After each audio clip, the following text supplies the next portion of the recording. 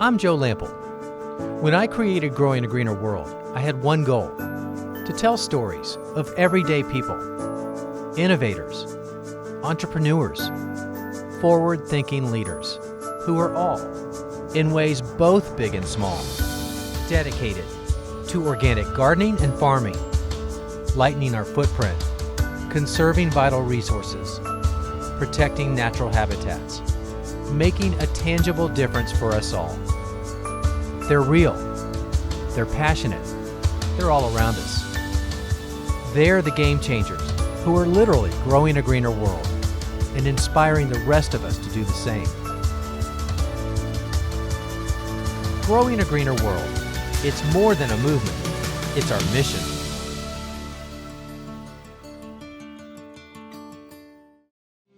According to the EPA, of the 27 million tons of plastic generated in 2003, less than 4% was recycled, and little of that was garden related. Now, of the pots that could be recycled, most of the time it didn't happen because we lacked the human intervention to segregate them from the pots that couldn't be recycled. But don't worry, it's not all bad news, and it's getting better.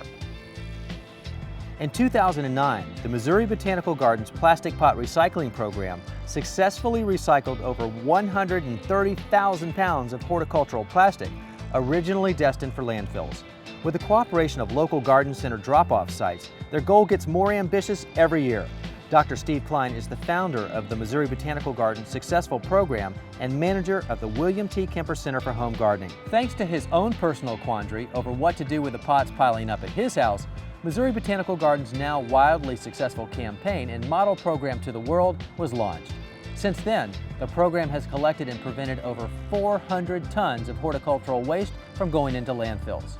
The Garden's Successful Program in St. Louis is the most extensive public garden recycling program in the United States. In the beginning, the plastic pot program started by a very simple thing. I looked in my garage and saw a lot of plastic, and it was there because I wanted to reuse the plastic, but I had an excess amount of plastic there. So I thought to myself, there must be a way in which to deal with this, and there must be a lot of other gardeners who have the same kind of condition. So brought the idea back to the Kemper Center for Home Gardening, put it on the table, and found out there are a lot of people who have plastic in their garage. So what do you do with plastic? Sometimes you can throw it away. Some waste haulers will accept it, some will not. The next step to recycling plastic was to get kind of an idea of how much plastic was going to be out there. So we asked our members of the garden if they would contribute plastic, and they responded. The initial recycling episode started when one weekend we just experimented and said, bring us your plastic and dump it on the lot of our parking lot. And they did it. And within a 3-hour period, we had probably 5,000 or 6,000 pounds of plastic. It was such an immense pile that we repeated that again, and it continued to repeat and repeat. And then it became such a monster in effect that each and every year people expected us to accept their plastic. And so we did. And after about 12 years, we ended up with about 150,000 pounds of plastic that comes in on an annual basis. And by the mounds, you can tell, and the passion that people have, you can tell that they're very enthusiastic about recycling. But beyond just collecting the plastic, we needed to find what we could do with it. So the ultimate goal was to close the recycling loop and to try to develop a product which could go back out into the garden. No one knew very much about the type of plastic that was going to come in, and ultimately to do something with it, to make a product out of it, and to put it back out there was going to be a challenge. But we did it. It took about 12 years. It worked with the backing of the state through the Department of Natural Resources, with its local solid waste management district, and with an industry supporter. And by the process of each year trying to make the whole collection, extending the collection to the greens industry, and then processing in a step-by-step manner in order to get it into a usable form that the manufacturers could use, we eventually ended up with a piece of lumber, which we're very proud of, can go back into the garden as a plastic board and then be used for raised bed gardening. So as you bring your pots in each and every year, it's a very great feeling, I think, with the enthusiasm to recycle, to also see that the product being made out of that can be reused back in the garden again. You know that it's a big labor type of project, so we're interested in creating jobs, but I think as we set this up as a model system, it can be duplicated in other communities.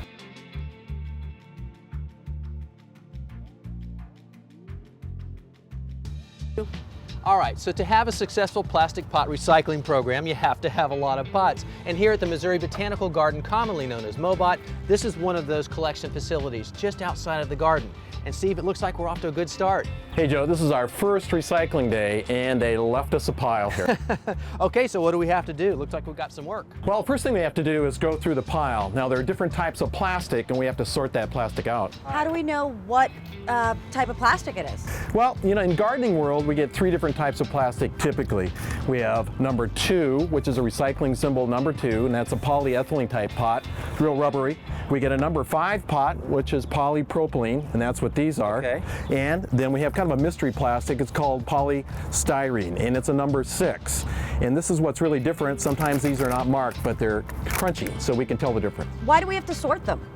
Well, different types of plastic make different types of products. The 2s and the 5s are pretty similar in plastic type, so we co-mingle those or put them together. This is the different plastic, it's polystyrene, and this is so totally different, we put it in a different side of the pile. So not all plastic is created equal. Just because it's plastic, you just can't throw it into a big pot and assume it's all going to be recycled. Right, we used to do that, but we found out that you have to separate the plastic out because it is not recyclable if it's commingled or put all together. And then in these bins, you've got them separated, so the 6, those trays and those crinkly pot go in there, and then these 2 can be combined, the 2s and the 5s. These recycling trailers are very handy because they give you directions right on the side. They tell you number recycling symbol 2, 5, or number 6. So all people have to do when these go out to the garden centers is look at the bottom of the pot and then separate into the different bins. All right, put us to work. Yeah. All right, let's go. Got to put them in the bins. All right.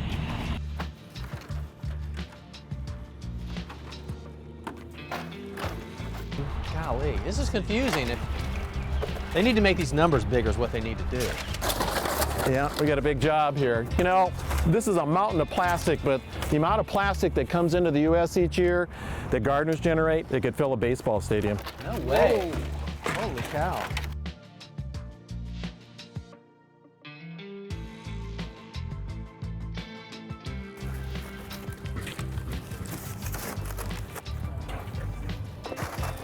Looks like this one's full, Joe. Okay. Let's go. This is our processing site. Now, this has been funded by various donors as well as generous donations by our Department of Natural Resources in the Solid Waste District. And this is the place where it all happens. So this is that point where the big pieces go in and they come out really small.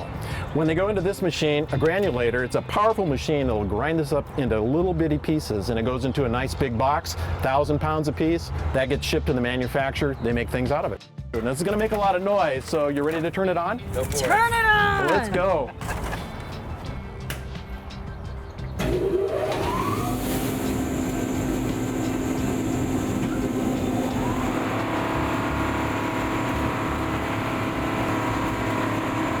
Wow, Steve, now this is a part of the process most people don't get to see. All of those pots coming in, all the people helping sort them, the machine, and this is what we end up with. Talk about this. Wow, this is a particle. It's just plastic particles. This is what our pots turn out to be. Those thousands and thousands of pots just come down to particles in a box. This is called a Gaylord box. Yep. It weighs about 1,000 pounds, and this is what the manufacturers will take back and be able to melt this material down into another product. Now, what type of items would be made from all of this, Steve? Well, we're excited to make it into plastic lumber, and that lumber can be used to make raised beds. And those raised beds can raise vegetables, and people get a chance to see the whole recycling loop from pot back into lumber, which can be used for gardening. And that really is recycling. That absolutely is a good thing. Full circle. All right, clearly it takes some money to get an operation like this up and going, and it also takes a lot of volunteers. But certainly there's some more things that the industry could be doing to make this process easier, right? I think there's a couple things that are kind of no-brainer things. First of all, we have the recycling symbol. It's usually very small. It's on the bottom of the pot. Absolutely. You could barely find it, and you know, once you do, you can't read it. That's right. Boy, if they could just put it a little bigger and stick it on the side, wouldn't that be great? Bigger. Yeah, a lot bigger would be fine with me. Hey, here's another thing. These metal rings, we have to cut each one of these rings out of the pot. It takes an extra 5 minutes. And that's to hold the tag on. Yeah, it's valuable. I understand that, but if we could switch to something that's plastic or something that isn't, at least isn't metal. Right, you can toss that in the grinder as well. Hey, the last thing I'd probably recommend is these tags. Now I know that some of these can be recycled and some have the recycling symbol on it, but if these could be, the information at least could be painted on the side of a pot, Yeah. then we wouldn't have a tag. I think people could adapt to that. And it's important to have this information there, but somebody's got to think about this and really get together as an industry to maybe even standardize the pot sizes so in the interim they can at least be stored and stacked easier. That would make our job a lot easier. The last thing, hey, why don't they even consider making a lot of this out of just one material so we don't have 3 different types of plastic to sort out? And if they do use different types of plastic, then color code it. Maybe a blue for the 2s, a red for the 5s. How hard is that? That's an excellent idea. Sounds simple to me. Me too. Now, it's one thing to see all those plastic pots ground into those tiny little pieces, but the process of converting it into that plastic lumber, well, that's another thing, and it sounds really intriguing. And the company that makes the lumber is right here in St. Louis, so we had to go and check it out. Absolutely. Let's go see. This ought to be really cool. All right, so Brad's the Chief Operating Officer here, and today you wear another hat as tour guide. Brad, we recognize this. This came from the garden, right? Correct. This is the plastic as we receive it from the garden from Steve after it's been ground up. It comes straight from here in this box. We use this box and we put it in our extrusion process to make lumber. Okay, well, we know about the process that gets it to this point. Show us what's next. Okay. From here, we'll take this box, we'll pick it up, and we'll move it right over here. Okay. So when we take that box, we put it right here. They stick a tube in it, vacuum all the plastic up into this hopper right here. It goes down to our extruder. What is an extruder? An extruder, it's sort of like a grown man's Play-Doh machine. It mixes all the plastic up, heats it up, squirts it out the end in whatever shape we want. What temperature does it get up to? We heat it between 350 and 400 degrees. This particular machine will do about 2.5 million pounds of plastic this year, including all the garden stuff, all the flower pots. We have 2 of them. So it's really hot when it comes out. So Yeah, you gotta be careful. It'll burn you if you're not careful. So what do you do after that? Well, then it goes into the water bath to cool down. It's 120 feet long. It's full of 45-degree water. The plastic moves down here, it cools down, and the shape sets. When it comes out the other end, it's solid plastic lumber. Wow, that is so cool. Okay, so what do you do once it comes out? It goes down the line, we cut it, stack it on pallets, ship it back to the garden. Perfect. Full circle. Way to go. Yeah. Hey, thanks for the tour. You're welcome.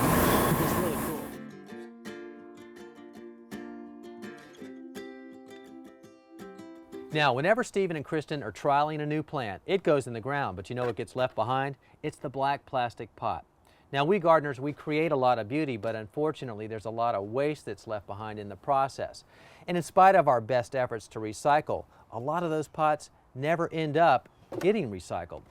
The problem is, unlike milk jugs and water bottles, there's an industry standard there, and there are breeds to sort in the recycling facility. But these plastic pots, not so much. You look at the bottom of these, this one happens to be a 2, yet this one, it's a 5. This one doesn't have any number, and that one looks like a 6. Now, at some point in that recycling process, there's a human being that has to sort all this, and that becomes a real problem. Plus the fact that these are often very dirty, sometimes contaminated with chemicals, or maybe full of rocks. So, in spite of our best efforts, where we think they're being recycled, a lot of these still end up in the landfill. Now, there's some good news because manufacturers are making great strides for growers and consumers like us with these plastic pots that our plants go into. Like these, for example. Now, it looks like a good hard plastic, but you know what? They're made from rice hulls. Now, these will not break down until they go in the ground, which is how they're designed. And one of the nice features is with a style like this that has the slits, the roots will come right out of there to give the plants a head start once they do go in the ground. These guys, they also look like plastic pots, but they're wheat-based. And they come in lots of different sizes. They're good and sturdy, but wheat's are a highly sustainable resource, and there's no petroleum used to make these.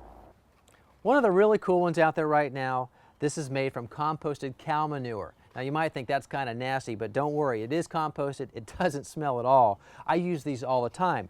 And why I like these is, in addition to the fact that it's from renewable resources, you put this in the ground and as it breaks down, it improves the soil and it's also feeding your plants. Now, if you don't consider these all that pretty, I don't blame you. So if you're looking for something that's really attractive for inside the house, check these out. Now, these come in a lot of different shapes and sizes. They're made from rice straw and wheat straw, bamboo and reeds. And when you're through with these don't have to go to the recycle center. In fact, all you do is break these down and put them in your compost pile, and in a matter of months, you won't even know they're there. And I call that the ultimate in sustainability. You know, if you're going to work at Growing a Greener World, it's all about reusing and recycling everything you can. And that includes vegetables from the garden when they seem just a little bit past their prime. You know, what do you do with all these leftovers of vegetables, chicken bones, anything like that? Well, don't throw them away. I'm going to say that again. Don't throw them away. All these things make wonderful homemade stock, okay? You've already paid for all these things, vegetables, chicken. Use it. Saves money, adds flavor, all right? What we're gonna make today is homemade chicken stock. Really, really simple. Gonna have some onions, some carrots, celery, a few herbs, and leftover chicken bones that I make because I make homemade chicken. But if you go to the store and go to the rotisserie chicken, eat the chicken, no problem, but put the bones in a Ziploc bag like I do. Wait until you get a couple chickens, leftover produce, time for some chicken stock, okay? So we just start with a few onions. We're gonna peel them. That's the only thing I'm not going to include. On the very outside of the onion can be a little bit of dirt right in here, right in this portion. So we'll leave that out, okay? Quarter them. Nothing crazy, nothing fancy. There you go. That's gourmet food for you guys. Really simple. And it's from leftover onions. Pretty good. So we'll take the skin off of that. Right with the ends, and we'll quarter those as well, just like this. And in they go. Now we have some carrots, a couple old carrots. They may not look that hot, but they have plenty of flavor, so don't throw them out. So again, I'll take the tops off, the very tops that may have some dirt sitting in there, and just give them a nice rough chop, just like that. And in they go. Now, it's really important that you see how old and neglected this celery is. So check this out. This celery doesn't look so hot, okay? It looks like my dog used it as a chew toy, but it still has plenty of flavor left over in it, so don't throw it out just because it doesn't look very good. It still has plenty of flavor. We'll chop it up, and we'll take the bottom portion off, just like we did with the onions, because it may have a little residual dirt right in the end. Quick chop, and it goes in.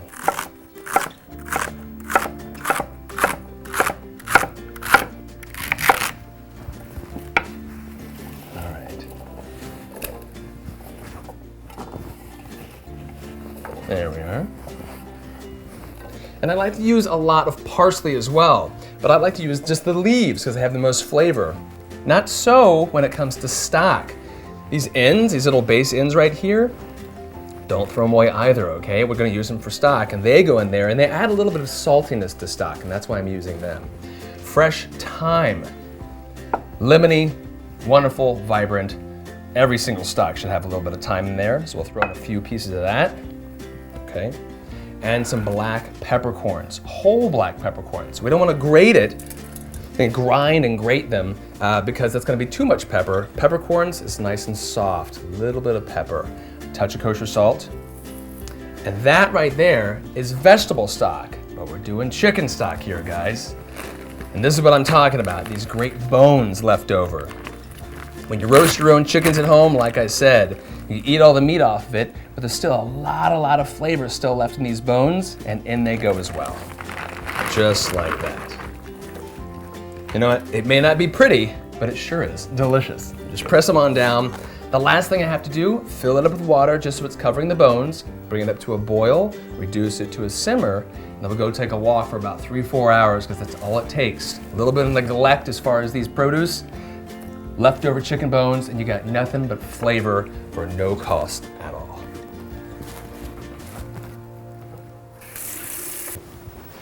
Okay, just a couple more things to remember. One, I forgot to put in the garlic, so the garlic's in there. It came up to a boil, I lowered it down to a really slow simmer. About 3, 4, even 5 hours would make great chicken stock, no problem. You're gonna strain it, and that liquid, cool it down, okay, to room temperature. And once that happens, if you're gonna use it in the next few days, put it in the fridge. But if you wanna freeze the stuff like I do, that's where these come into play. Old school yogurt containers. Freeze them, fill it up almost all the way, and you'll freeze them. They're good for about 6 to 9 months. And if you want just a little bit of flavor, those ice cube trays, put them in there. Once they freeze, pop them out in a freezer bag. A little bit of liquid, well, how about some stock? Boom! Delicious food every time. We still have a way to go before recycling horticultural plastic is widely accepted by processing facilities, and it will no doubt take the cooperation from many sides before that happens. Fortunately, progress is being made and momentum is building. And as we've seen today, there are some great alternatives to plastic that are becoming viable options. We've seen some great examples today of what others are doing to mitigate all the waste from horticultural plastic. But what can you do to make a difference? Well, you can start by looking for alternatives to plastic that are either biodegradable or made from renewable resources. And support nurseries, growers, and public gardens that are helping to alleviate the plastic pot problem. Or you can reuse those pots yourself. But be sure to check out the web too, because there are always people there willing to take those pots off your hands with sites like freecycle.org. And don't forget to check out our site at Growing a Greener World, because we have a lot more information on this subject today.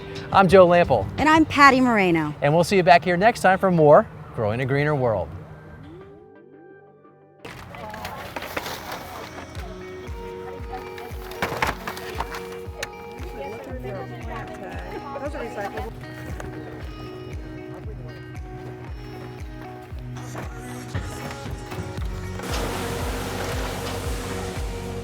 See, the sorting is really important because some 6s got in there. We know those cannot go in the granulator, but these trays, I thought they were 6s. They actually turn out to be, well, I don't know, 2s or 5s, which mean they can be granulated. So it really takes a lot of paying attention to at this process.